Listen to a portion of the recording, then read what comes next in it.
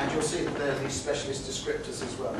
So there we are. It provides coherence to individual and personally contextualized learning to differ. You can read it for yourself. That's what the framework does. And also, hopefully by now, you realise what it isn't as well. Now here it is. You can see that there are 21 statements written in here, and behind those 21 statements, there are sort of subcategories. It has the nauseous whiff of NVQ about it. And I would, please, yeah, I really struggle with that, I still do. But the thing is, it is not NVQ, right? Make that point. This is not an NVQ. These are not statements of competence. They are just merely statements of behaviour. I wouldn't put it any more strong than that.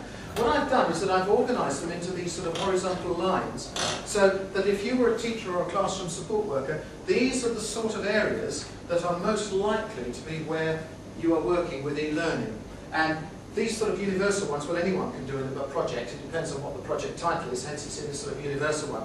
If you're a specialist developer, the techies, they will more likely wanting to look at this sort of area here, and so on. Internal advisors, these would be the ILT champions in the college, will probably want to have a look at that area there, it would be relevant to them. And then those that are involved in leadership, the two at the bottom here, external stuff, that's people who don't just do e-learning in their college, but they take it to other colleges and they look after a group of colleges. So all the RSC people will perhaps be doing those down at the bottom there. Remember, it's not a progression, so no one's saying you've got to do this one and then you move on and then you move on to that one. You don't. You simply decide what's relevant to you, and you go to the relevant area, and you read what's in that relevant area, and then try to come to an accommodation between what you want to do and this sort of guide, if you like, about what's possible in that particular area, and fit them together.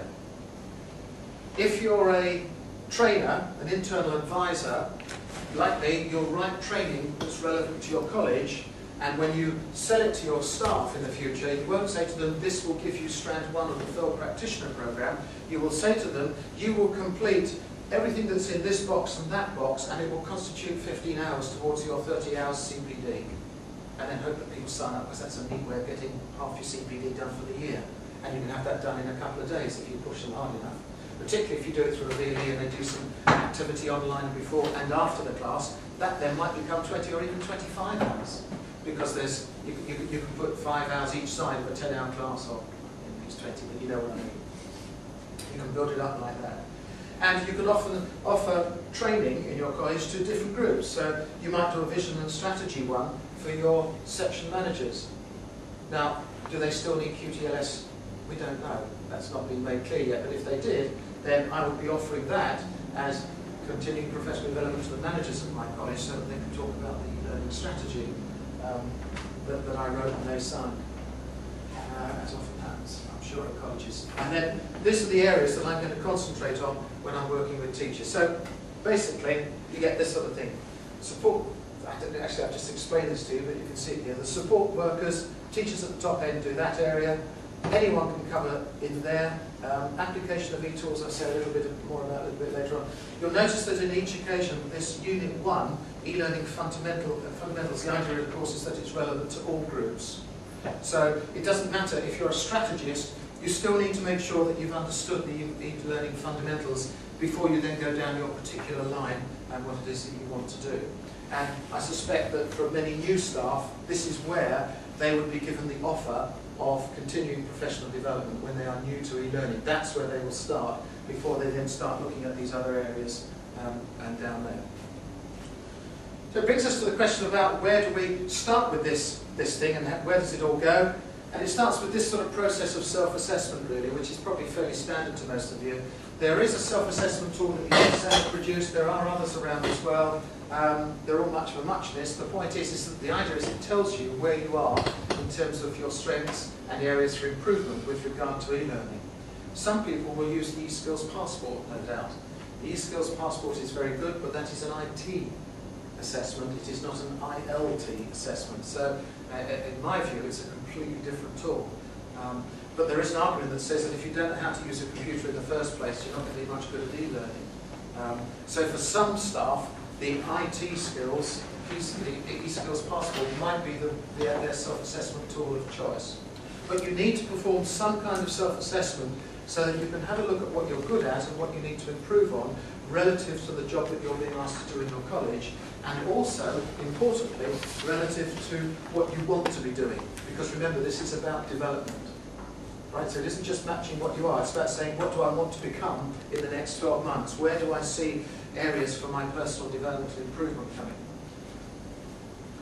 So then you target against that job profile. You make the decision about where you want to do that work, and then you choose the training.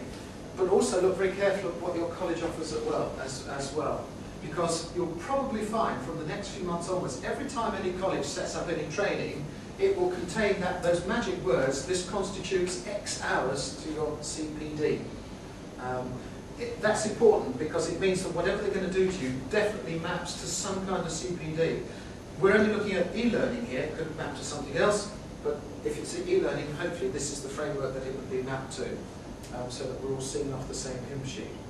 And then you devise it to fit the framework at the end.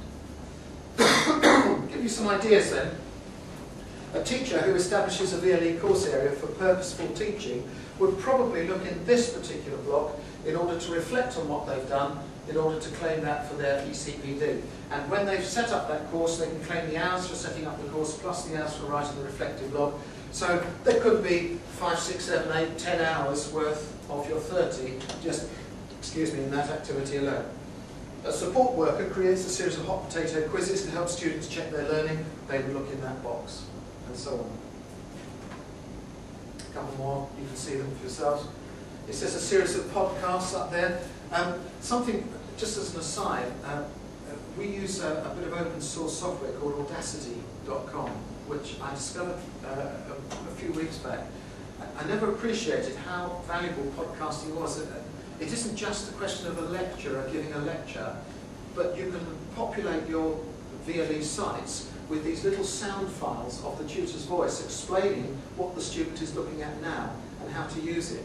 And for learners who struggle with computers and perhaps who have difficulty reading screens or who aren't sure what it is that they're now looking at, where to click next, it can be almost like a little help button. They click a button and they hear their tutor's voice saying, on this page, this is what you can see and this is what I'd like you to do, and you can click on this thing if you need some help.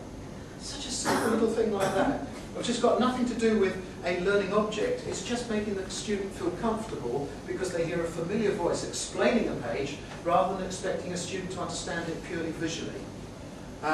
Now, having said all of that, if I were to go away and explore that and write a few of those and write that in, there's my CPD, and I don't know where I would fit it, put myself on the spot. Oh, I stick it in somewhere. Content, adapt, because I'm adapting a bit of content, it might be in there. Perhaps exploring an application of an e-tool, because Audacity is an e-tool.